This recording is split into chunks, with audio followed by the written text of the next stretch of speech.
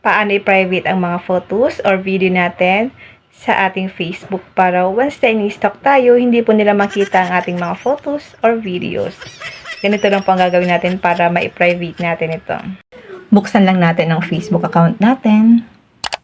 Click Profile. Click Photos. Scroll down lang natin. May nakalagay po dyan na Photos, Albums. Ayan guys. Dito tayo guys sa Photos. Halimbawa, piliin natin ito. I-tap lang natin ito guys. Kapag ganito po ang sign, naka-public yan. Tap 3 dots. Tap Edit Post Privacy. So, dahil po sa akin naka-public, pwede po natin siya guys i-private. Ilagay natin siya guys sa Only Me. Then, tap natin guys ang save. Kung ayaw nyo po na ini-stock kayo sa inyong mga Facebook. Kasi kahit pa ako guys, nag-i-stock din po ako ng Facebook. Kasi guys, hindi naman po talaga maiwasan na mag-stock tayo or tayo yung i-stock. Okay? Ayun, back lang natin guys. Back. Back. Dito naman tayo sa albums. Tap lang natin. Tap lang natin itong profile pictures. Tap lang natin ito guys.